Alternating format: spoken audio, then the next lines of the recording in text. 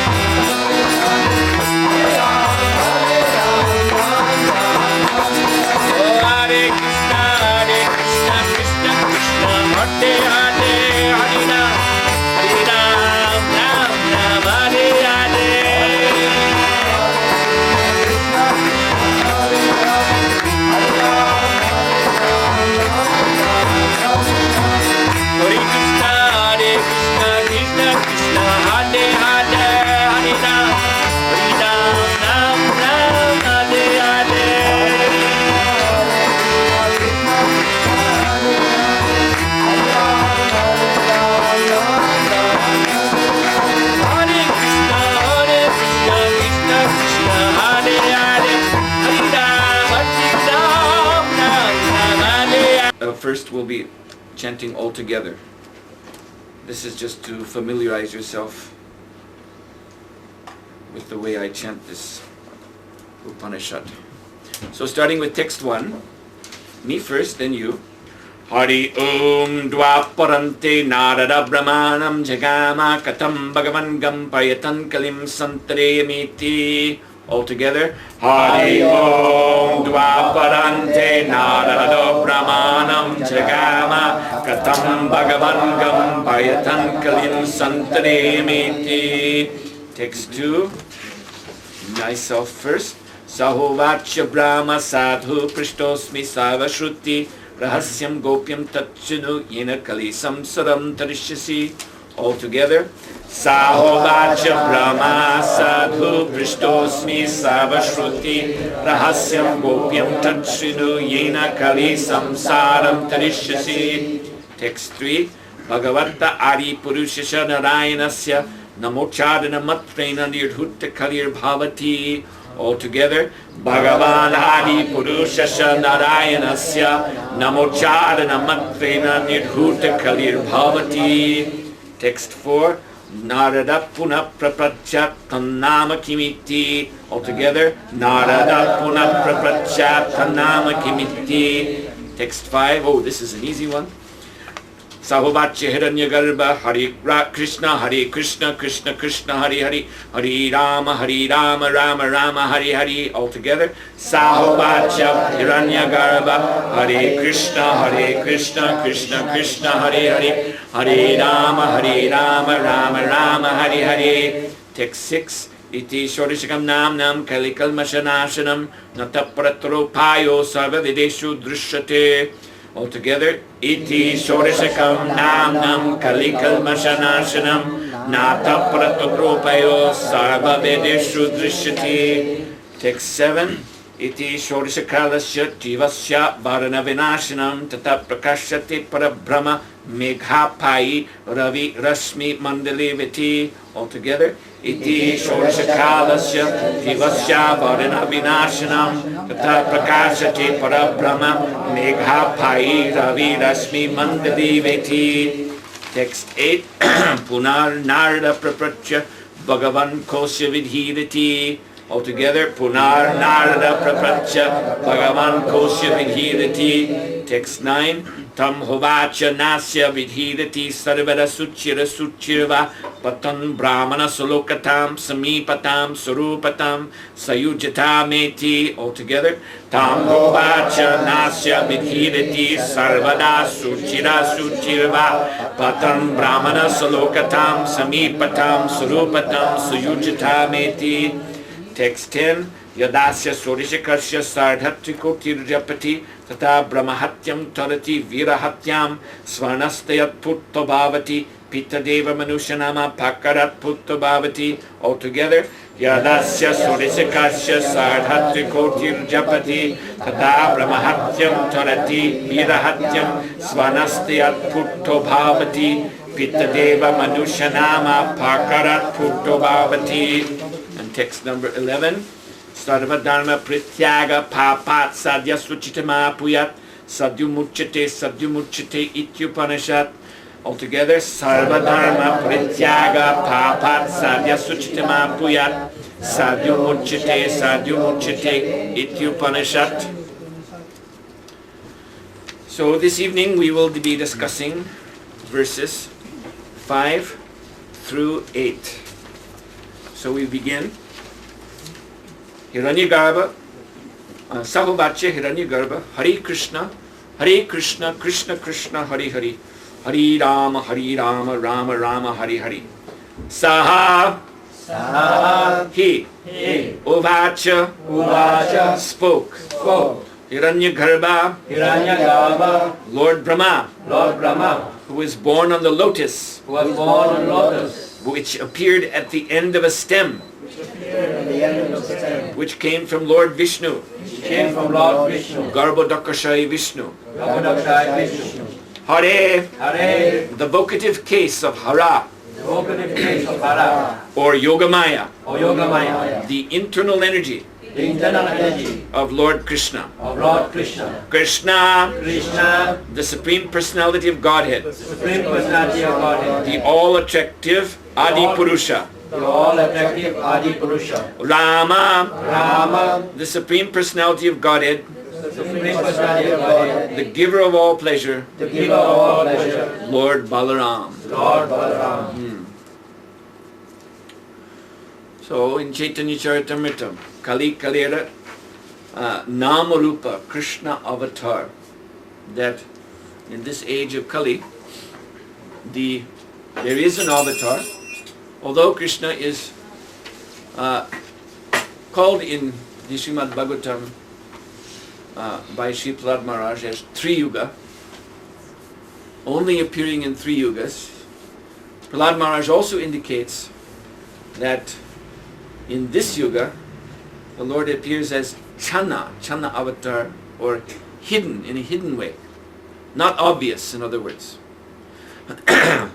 So instead of appearing in a direct form as the personality of Godhead, as he did in the other 3 yugas, displaying the leelas that are such as are described in the Srimad Bhagavatam of the personality of Godhead, Kali Nama Rupa Krishna Avatar. Krishna is appearing in the form of his holy name. So Nama Haite Hoya Sarva Jagat Nishtar. If we chant the holy name of Krishna, then we are able to approach him directly. Jagata Nishtara means that the whole universe, everyone in the universe can be delivered from this material world if we associate with the Lord in this incarnation of his by chanting the holy names Hare Krishna, Krishna Krishna, Hare Hare, Hare Rama, Rama Rama, Hare Hare. So it is also explained by Srila Rupa Goswami, who is citing the Padma Purana, the Nama Chintamani Krishnas, the name of Krishna, is not a material sound vibration. Chintamani. Chintamani means spiritual gem. Chinta. Chinta actually means consciousness. Mani means gem. So it is a gemstone of pure consciousness. And Chintamani Prakara Shadmashu. So the abode of Lord Krishna is formed out of this gemstone, Chintamani. And so similarly the holy name is of the same spiritual, transcendental substance, Nama Chintamani Krishnas. So we should not make the mistake of thinking that the Hare Krishna Mahamantra is just another type of sound vibration that is originating on people's tongues, just man-created vibration. No, it is transcendental. But again, the Lord is so kind. Kali Kale Namarupa Krishna Avatar. He has descended in this age, just as the deity appears in this age, so that we can see him and worship him. So the holy name, similarly, by causeless mercy, has appeared, so that we can chant, and in this way have direct association with Lord Krishna. So in these syllables of the holy name, Chaitanya Rasa Vigraha. So Chaitanya Rasa means that eternal rasa, which we all have with Krishna. Every living entity, every spirit soul has potentially, spirit soul we can take to be like a seed, this Jiva Atma spark. It is like a seed. So in any seed, there is the potential of the fully matured plant. Tiny, tiny seed planted in the ground and watered grows up to become a great banyan tree. So similarly within this soul, which we are, there is the potential relationship with Krishna. So Chaitanya Rasa Vigraha, the very form of that relationship, is to be found within the syllables of Hare Krishna, Krishna Krishna, Hare Hare, Hare Rama, Rama Rama, Hare Hare. You may have heard of a type of initiation that is offered among Prakrita Sahajas, that's cheap pseudo-devotees. And this is called Siddha Pranali. So the Guru, he supposedly perceives in the approaching the aspiring disciple, he supposedly sees already the Siddha Swarup of that disciple's spiritual form. And so on that basis, that vision, he gives him an initiation, a name and a mantra that represents this Siddha Swarup. So even one of my godbrothers back in the 1970s, he deviated from ISKCON and went among these people and approached such a guru. And this guru told him that he was a peacock in the spiritual world. So he got an appropriate name and an appropriate mantra. And then the ISKCON devotees used to see him out in the, he would be out in the fields in the Mayapur area. And they would see him because in this Siddha Pranali, once you receive the initiation, then you're supposed to evoke the bhava of that relationship with Krishna by practice. You see, so they used to see him out in the field. He was walking like this, like a peacock.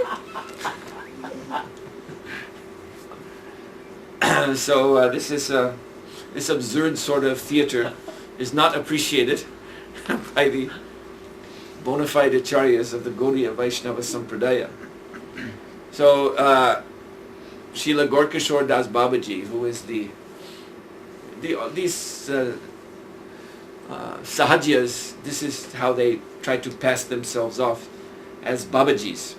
So Gorkishore Das Babaji was the genuine article, a real Goshtinanda Vaishnava, and he was respected by all the other Babajis, the genuine ones as well as the fakers, because he was so austere and so dedicated to the chanting of the holy name. He would chant uncountable holy names every day. No one knew how many Hare Krishna names he used to chant daily, but he was always chanting. And he used to move mysteriously here and there, and he was very, very, very austere, so austere that he would go for days and days without eating. He didn't care to eat because of being absorbed in Nam Rasa. And actually from this starving himself, he even went blind. But he was not concerned with this external world. So one person approached Gorkishore Das Babaji seeking Siddha Pranali initiation, because he was under the impression that this is what Babajis do. You approach a Babaji, you see, he takes one look at you, oh, you're a gopi and your name is Manjuali something or other. Here's your mantra. This is what they had come to expect when approaching a Babaji. But Gorkishore Das Babaji said to this person that you will find your Swarup, your rasa with Krishna, in the syllables of the Hare Krishna Mahamantra. Hare Krishna, Krishna, Krishna, Hare Hare. Hare Rama, Rama Rama, Hare Hare. So therefore, yes, Nama Chintamani Krishna's Chaitanya Rasa Vigraha. Yes, the rasa is there. It can be found, but within the syllables of the holy name. And so one has to practice chanting the Hare Krishna Mahamantra, purely avoiding 10 kinds of offenses. If we continue to chant offensively, Namaparat, or even only coming up to Namabas. Namabas means one is trying to avoid offenses but still only chanting the reflection of the holy name. He has not come to Shuddhanam. So Namaparad, Namabas means that we will not yet be able to achieve that rasa. But at Namabas at least there is mukti, there is liberation.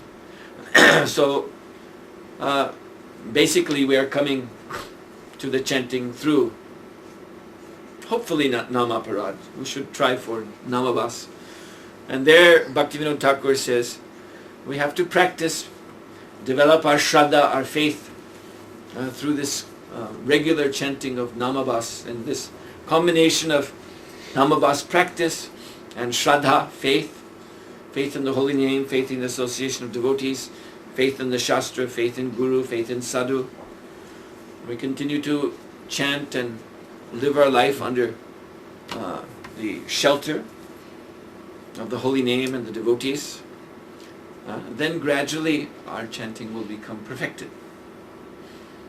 So in this way then the rasa will flow. So Purnashuddha Nitya Mukta. This holy name is Purna, complete. Nothing needs to be added. We only need Nam Namakari Bahudadi Jishabhaktis Tatrat Pita Niyatamas Smaranena Kala.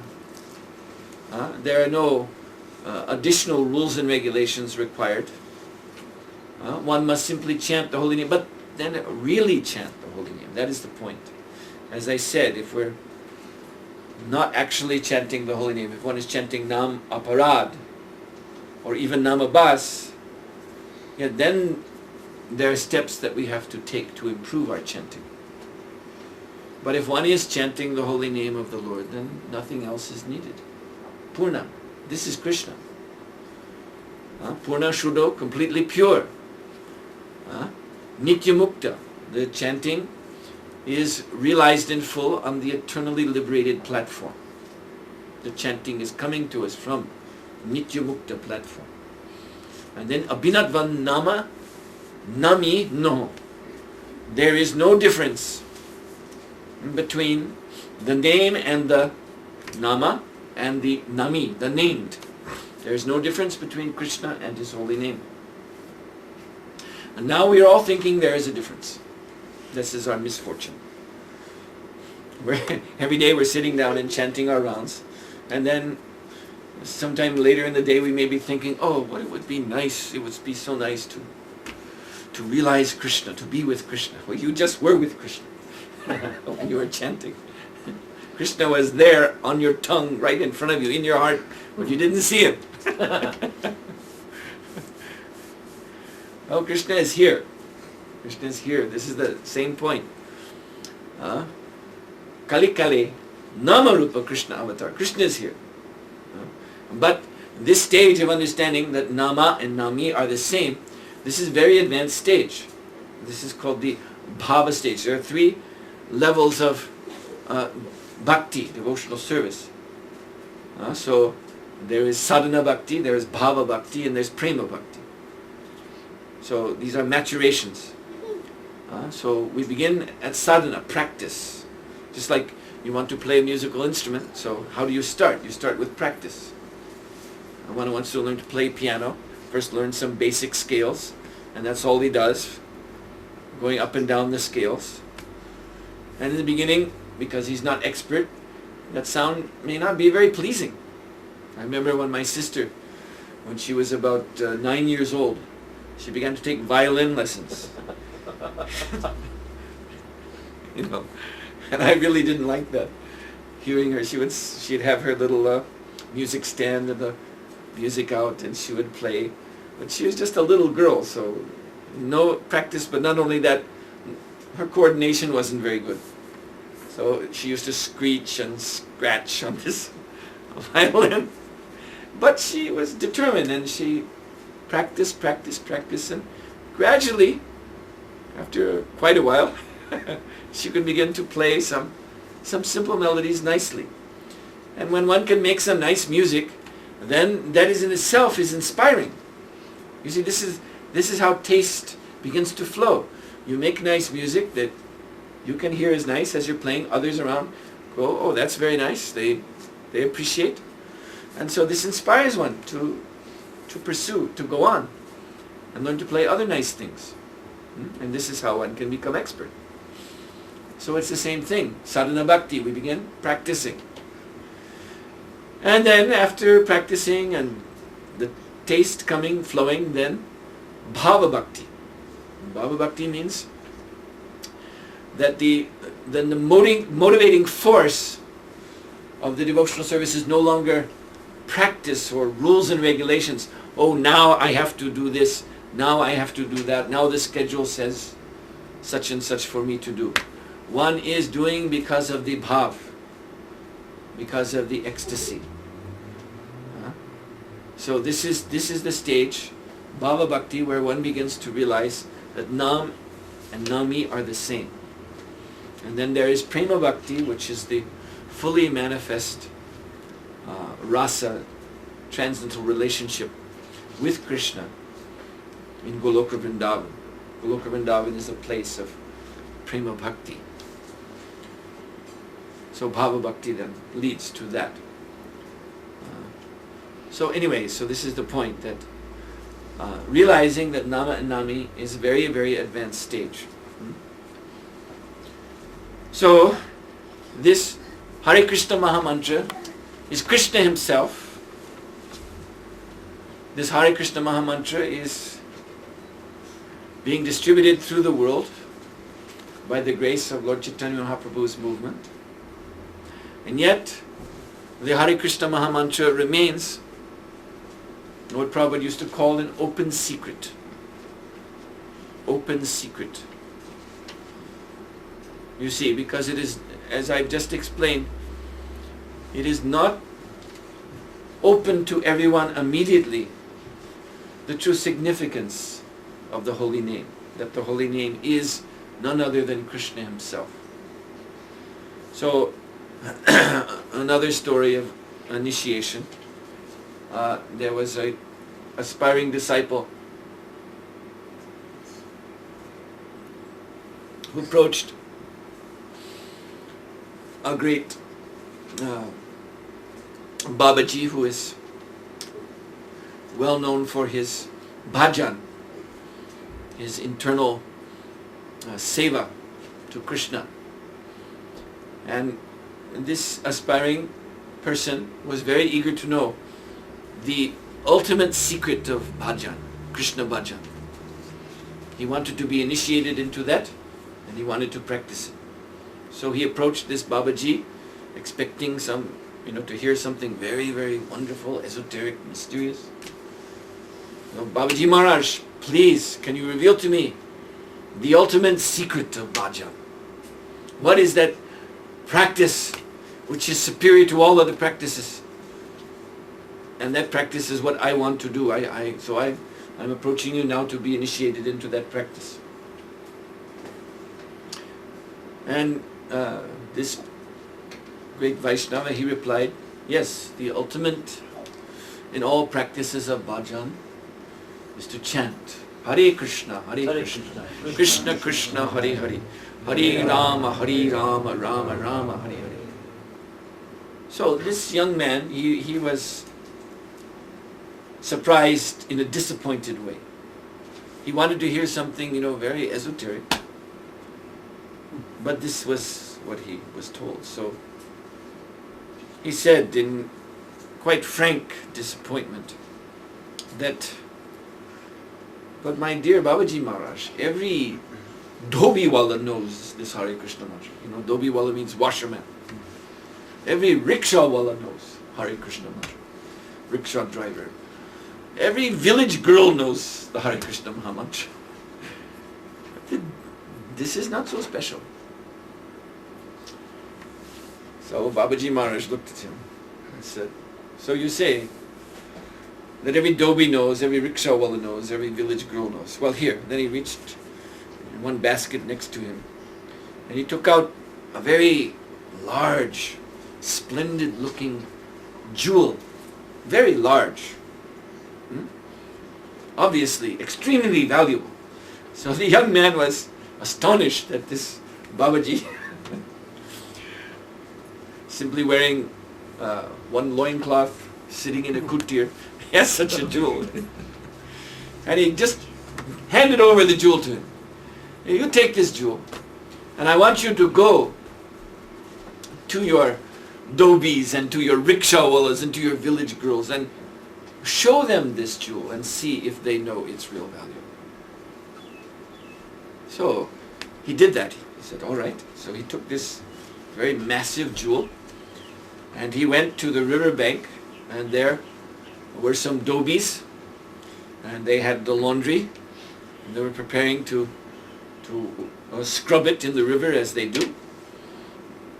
So he came to them, and he said, I've been sent here by so-and-so Babaji Maharaj, and I want you to tell me what you think of this. And then he showed them the great jewel. And they said, oh, well, that looks very nice. And so the young man said, I'm glad you like it. Now, could you please tell me what you think the value of this jewel is? And these washermen, they said, well, yes, we would like to have such a jewel. Yes. They looked at each other. Yes, it would be very nice. We know exactly what we do in it. You see, every day we have to wash this cloth. And we have to beat the cloth with something. So this jewel looks very hard, very strong. We would beat our cloth with this jewel. It would be very good. So then he went to the rickshaw wallahs. They were standing with their rickshaws ready to take someone. And same thing, he showed them the jewel and asked them, what do you think the value is? And the rickshaw wallahs, they looked at one another, conferred a little bit. Oh yes, this looks like a very nice jewel, and we would definitely like to have it for ourselves. Then they showed him their feet. You see, running on the dirt path with rickshaw, pulling rickshaw, our feet get very dry and cracked. And we need a good hard stone to scrub us, the dry skin from the bottom of our feet, and this jewel would be perfect. And then he went to the village ladies, young village girls, and he showed them the jewel. What do you think of this? What is its value? And they talked among themselves for a few seconds, and then they said, yes, we would certainly like to have this jewel. You see, we go out in the field and we collect the cow dung, and we have to pack it together. This would be a good thing to pack the cow dung. Then he returned to Babaji Maharaj and said, yes, indeed, these people don't understand the value of this jewel. And Babaji Maharaj replied, yes. And so they know of the Hare Krishna Mahamantra, but they do not understand the true value. That requires that one receive this Hare Krishna Mahamantra from bona fide spiritual master, and along with it receive the instructions in how to chant and why to chant, and what is the goal of this chanting. So, when we meet the Hare Krishna Mahamantra in our life, just like Padmasambhava Prabhu was telling me his way to Krishna consciousness by way of some Mayavadi practices. So yes, all of us have somehow or other come by some wandering way into contact with this Krishna consciousness movement, which means into contact with the Hare Krishna Mahamantra. So that first contact with the Hare Krishna mantra, this was our first meeting with Krishna. This is how we have to understand it. This is our first meeting, direct meeting with Krishna. We have not realized that yet, but this is what it was. And as long as we continue to chant, we are in relationship with Krishna now. So this chanting of the Hare Krishna Mahamantra, Chaitanya Charitamrita, Antilila chapter 4, verses 70 and 71. So Chaitanya Mahaprabhu there is telling Sri Sanatana Goswami that the 9 processes of devotional service, of course, they're all excellent. They all bring one into touch with Krishna. And they all are opening the door in our lives to Krishna Bhakti, devotional service to Krishna, and Krishna Prema, love of Krishna. But then Lord Chaitanya Mahaprabhu goes on to say, of these 9, there is one process that is the best, and that is this Sankirtan. Kirtan, Sankirtan, Nama Sankirtan, the chanting of the Hare Krishna Mahamantra. So, although all the 9 are excellent, still, of these 9, one stands out according to Chaitanya Mahaprabhu, and that is the chanting. So, this is, I'm telling you this so that you have something to meditate on in your appreciation of this holy name. So, now, last night, one young man who is fortunately not here today, was asking his fruitless questions. And so he wanted to know why in one book written by Santarana Goswami, other names of Krishna were mentioned, but not Hare Krishna Mahamantra specifically. Now this type of question, of course, one can rack one's brain and come up with all kinds of awkward type of questions. This is not the point of asking questions, just to come up with some new question that you think, well, probably no one's ever asked this question before. You see? That's not the point of inquiry. The point of inquiry is to ask valuable questions which lead to progress in devotional service. Not idle questions just born out of mental speculation. Novelty. Just novel questions. Just questions that are different. So, as Srila Prabhupada published this book, Perfect Questions, Perfect Answers. So anyway, so one might ask, why the Hare Krishna Mahamantra? There are so many names of Krishna. Gopal, Govinda, so many names of Krishna. So why in this Santarana Upanishad is the Hare Krishna Mahamantra specifically given? We heard yesterday. Tannama Kamiti, Narada asked. Of all the names of the Lord, which names, my dear Lord Brahma, are you saying that we ought to chant in this age? And today, in verse 6, we have heard the answer. Hare Krishna Mahamantra. So why is that? So, here is an answer. That the names of the Lord are categorized in 3 ways. So there are Gaunanam. Gaunanam, these are names like Shrishtikarta, Ishvara, Paramatma. These are describing the Lord's pastimes in relationship with the material nature. So Shrishtikarta means the Lord is the cause of creation. Karta, doer. Shrishti, creation. He is the one who does creation. He orders the material nature to move through her phases of Shrishti, Sthiti, Pralaya. Creation, maintenance, destruction. Ishvara. He is the controller of this material world. Paramatma. He is the supersoul in everyone's heart. So these are holy names, but you see the holy names are derived from the leelas of the Lord. The holy names are indicative of the Lord's leelas, just like Giriraj or Govardhanadhari. This is indicative of his leela of lifting Govardhan hill. So these Gauna names, Gauna Nama, Paramatma, Shrishtikarta, Ishvara, and other such names,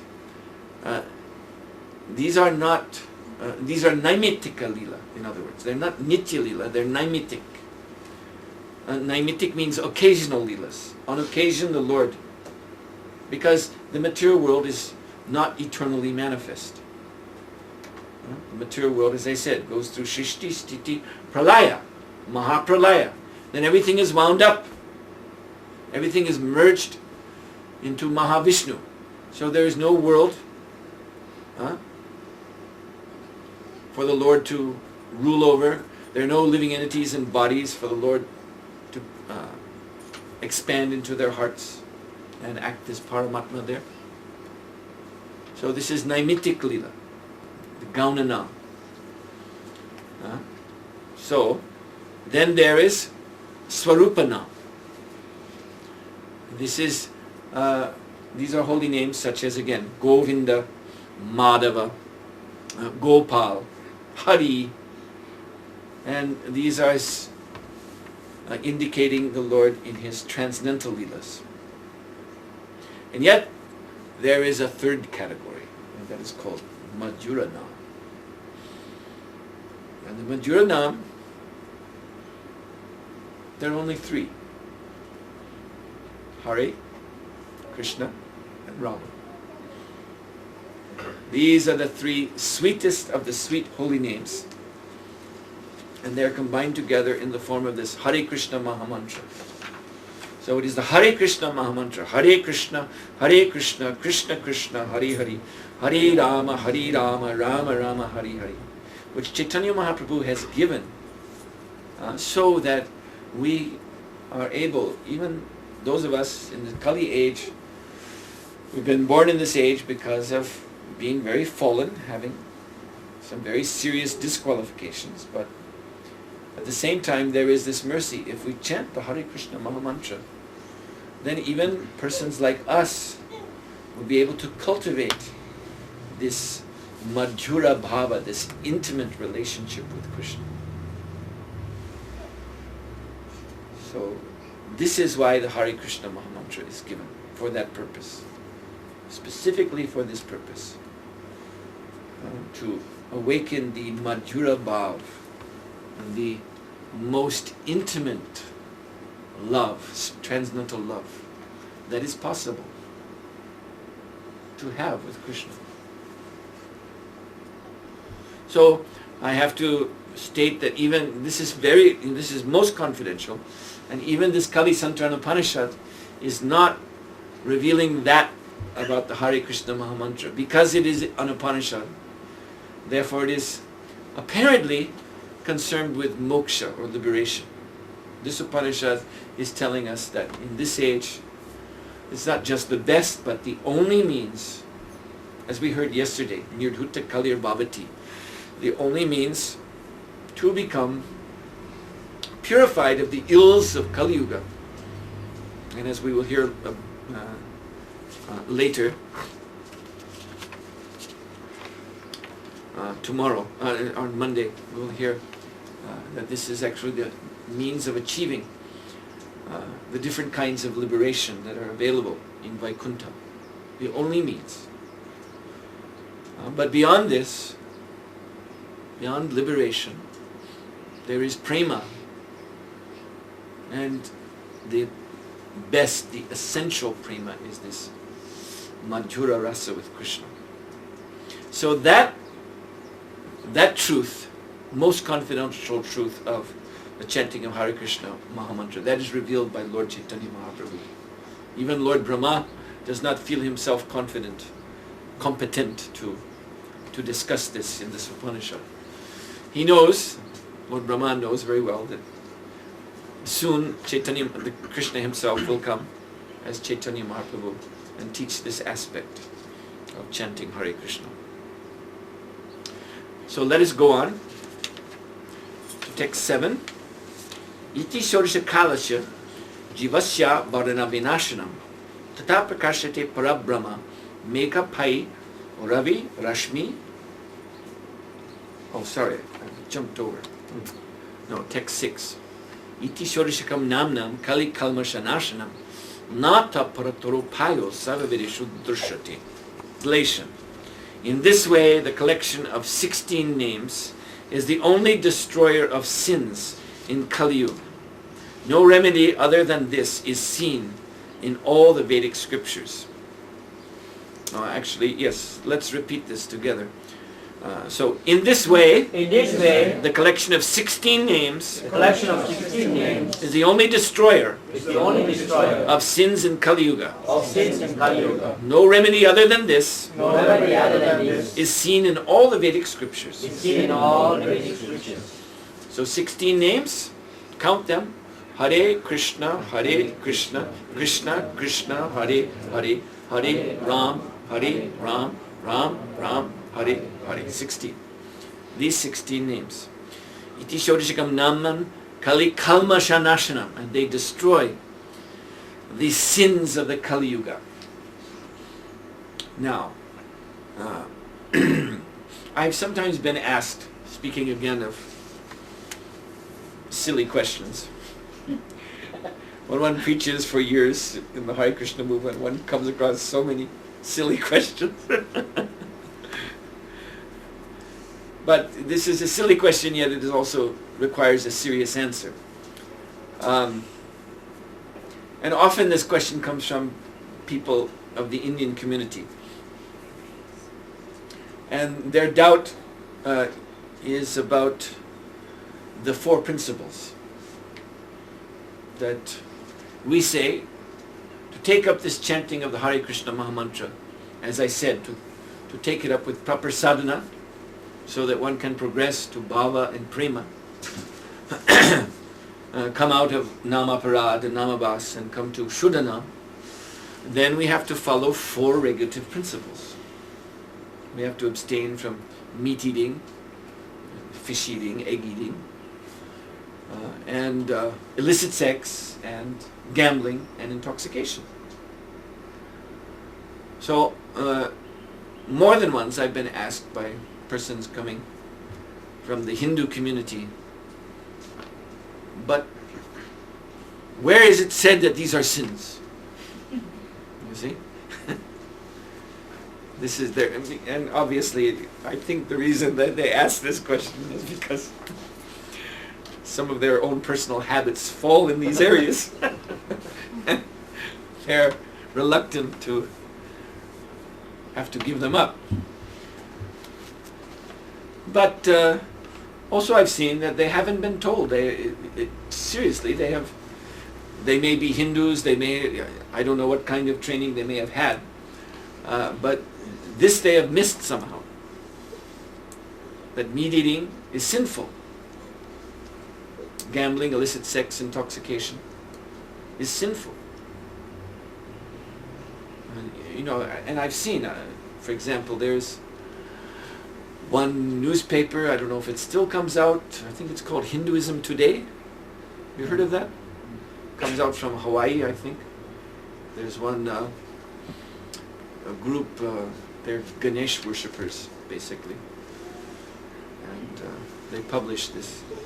I remember reading an editorial in Hinduism Today. I've only seen a few of these issues. And at that time, the guru of this organization, I believe he's departed the world now, but he was writing that in Hinduism, there's no such thing as sin. Which is an incredible statement. Incredibly ignorant statement. And he's supposed to be a guru. If there's no sin, no pop in Hinduism, then what is the Manu Samhita all about? Manu Samhita is warning everyone not to commit these papa karmas, these sinful activities. And Manu Samhita is clearly saying what the inauspicious result will be if these sins are committed. And so in Srimad Bhagavatam, since we're speaking of the four regulative principles, so Srimad Bhagavatam right away in the first canto, where Maharaj Parikshit confronts the personality of Kali and forces him to desist from trying to kill a cow and a bull. Then Kali Raj, he surrenders to Maharaj Parikshit. And he says, now I'm under your protection, so please tell me where I can be under your authority. You are ruler of the world. So I'm part of this world, I'm here. So I must be somewhere. So I'm under your protection, now please tell me where I can go. So Parikshit Maharaj says, you can go wherever there is, he mentions Dhyutam, Panam, Striya Suna. 4 things. So,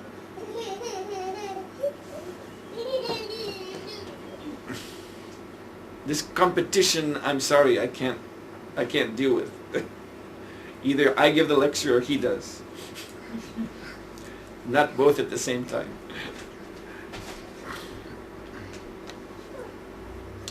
So dyutam means gambling. Panam means, in India they go like that, drinking. Striya means illicit sex. And sunam means animal slaughter or meat eating. So, yatra adharmas chaturvidaha. It is stated in Srimad Bhagavatam. Yatra adharmas chaturvidaha. That's very plain language. These four things, chaturvidaha, they constitute adharma, sinful life. Now the Srimad Bhagavatam, the Bhagavad Purana, is it is well known.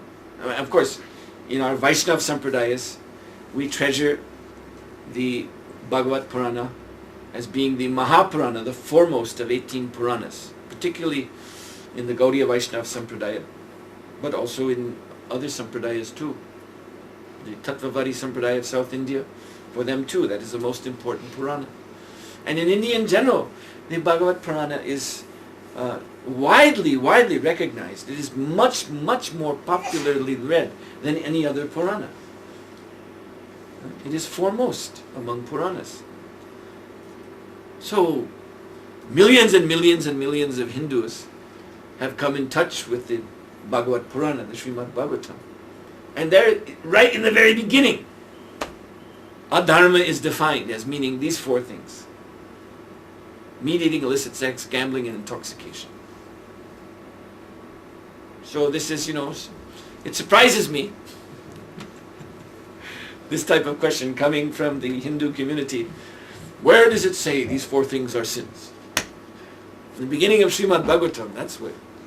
And moreover, this is confirmed in other Puranic literature too. For example, we find there's the narrative of Chavana Muni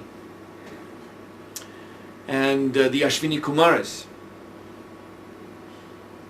found in the Puranas, and this is a very interesting narrative because it is actually explaining the origin of these four sinful activities which are considered more sinful than anything else. So why these four are considered among all sins the most severe, the most dangerous. So I'm sure you're interested to know that. So the history is that the Ashwini Kumaras, who among the Devatas, the Ashwini Kumaras are the Vaidyas, they are the doctors. So, like now, traditionally in the Brahmin community, those who practice medicine, Ayurveda, they're considered the most low-class Brahmanas. Why? Because their whole knowledge, everything they do is focused on this gross body. So therefore other Brahmins who are engaged in yagyas and teaching Shastra, philosophy, Vedanta, they look down upon the Ayurvedic Brahmins. I was told by an Ayurvedic doctor myself, who is a Brahmin, so therefore I'm telling you. So similarly in the heavenly planets, the Ashwini Kumaras, their status is not as great as other Devatas. So Lord Indra, the king of the demigods, then he denied the yagyapal, the fruits of sacrifice offered by the earthly brahmanas to the devatas. He denied a portion of that because he's in charge of who gets what portion of the sacrificial offerings. So he denied the portion to the Ashwini Kumaras. He said, you are low class here. All right, you're demigods, but compared to the rest of us, you're low class, so you should not get. And so they were unhappy. So they went to visit the great Maharishi Chavana Muni. And they explained the problem. So Chavani Muni, he performed the yajna right there and then. He performed his own yajna. And he created from that yajna the results of sacrifice. And he gave that directly to the Ashwini Kumaras. And Indra appeared there in a great rage. He was very angry. Chavana Muni, you would dare to try to thwart my authority? And so he brought his Vajra weapon, Vajra Yuddha weapon, and he raised it to strike Chavana Muni. But he's a Devata, but Chavana Muni is a Rishi. Rishis are superior to Devatas. So Chavana Muni just looked at him, and his hand with the Vajra was frozen, paralyzed. He couldn't do anything. And then out of the same yajna fire, Chavana Muni, he created a demon, most vicious demon called Mada. Mada means mad. The word is almost the same. It's almost an exact transposition from Sanskrit into English. Mada means mad. So this demon was the very form of madness, craziness. It was completely out of control. And this demon attacked Indra. And all Indra could do was flee away. All he could do was run. He couldn't fight this demon. The demon was created from the tejas of the Rishi. And this demon was totally mad, unstoppable. So after being chased around the universe for a while, Indra finally came to Chavana Muni and fell at his feet, prostrated dandavats and begged him, please, please, I accept your authority, I accept what you have done for the Ashwini Kumaras, please call off this demon. So the demon had just arrived there just behind Indra and was ready to deal with Indra. At that moment, Chavana Muni, by his tejas, he divided that demon into four, chopped him up into 4 pieces. That was the end of the demon, but the beginning of something else. Those 4 pieces, 1 piece became illicit sex, 1 piece became gambling, 1 piece became intoxication, and 1 piece became meat eating. The 4 great sinful activities. So, if one commits these sinful activities, kalmasha, then there are sins awaiting one. And these are also described in Srimad Bhagavatam. Again, I'm astonished that people do not know, people from India, where Bhagavad Purana is so prominent, they do not know that in the 5th canto, the punishments for these sins are also described. So, if one eats meat, there is a hell called Kumbhaka. Kumbhaka, where the meat eater is punished severely if that person has cooked meat, fried up the bodies of animals and birds. The Yamadutas will fry him up.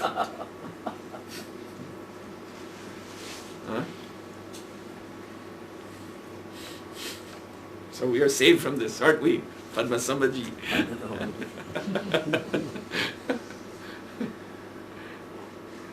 He's still serving me things made of soya. Soya prawns and things like that. But offered to Krishna, so no problem.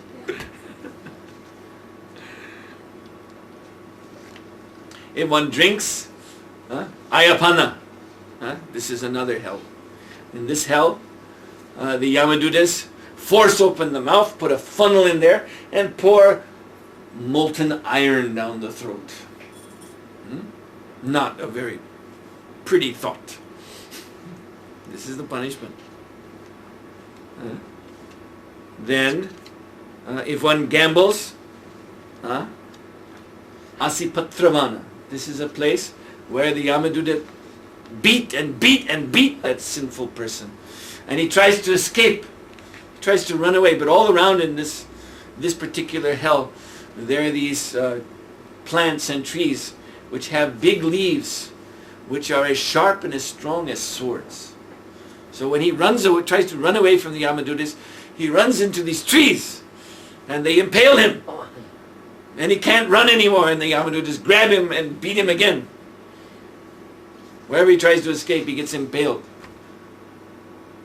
Oh, horrible, horrible, horrible. And then there's the Taptasurmi hell for illicit sex. Again, the Yamadutas are beating these sinful persons. And for those males who illicitly combined with women, so the form of woman is brought out, metal form, red hot, and that person is pressed against that form. And for women who similarly combined illicitly with men, there's a male version of the same thing, red hot, and one is pressed against that, and then taken off and beaten, and this goes on and on and on. This is hell. So these hells are described, and these hells, the Kali Yuga is pervaded with these 4 sinful activities. Nowadays, these 4 things are passed off as culture. Many people do not think of them as sin. Most people, they're not thinking of these activities as sin, because to do these things, you go out in your best clothes. You go to some opulent, like in Auckland, what is that casino? Sky Tower. Yeah, big building they have built. Temple to gambling. Sky Tower. And you go in there in your best clothes and gamble. And for meat eating, there's so many big restaurants. Very expensive. Also, you come in your big, long, stretched limousine and step out. Enter in your best clothes to sit down and eat the dead bodies of different unfortunate creatures. Intoxication, same thing. Illicit sex, same thing. This is considered classy behavior today. So the Kali Yuga is pervaded with these sinful activities. So those 4 hells I just described are booked up. They're very busy down there at this time. So we should think about that. That is waiting for all those who do not have a method to become relieved from these sinful reactions. Most people in the Hare Krishna movement also, unless they were born in the movement, or unless they're coming from some, Gora Saraswat Brahmin family in India, was the only people I know of who are known to be very strict about not breaking regulatory principles even today. But if we have at all come in contact in the past with these activities, then these sins are hanging over us too. But here, iti shorishakam namnam kali kalmashanashanam. Just chant these 16 names, Hare Krishna, Krishna Krishna, Hare Hare, Hare Rama, Rama Rama, Hare Hare. And those sinful reactions will be destroyed. Nashana. They will be destroyed. So, nata paratrayopayo sarva videshu drishyati. There is simply no other process that one can find going through all the Vedic scriptures than this for overcoming these severe sins. So then going on, text 7. Iti shorisha kalasya jivasya varna vinashanam tata prakashati parabrahma mega pai ravi rashmi mandali veti.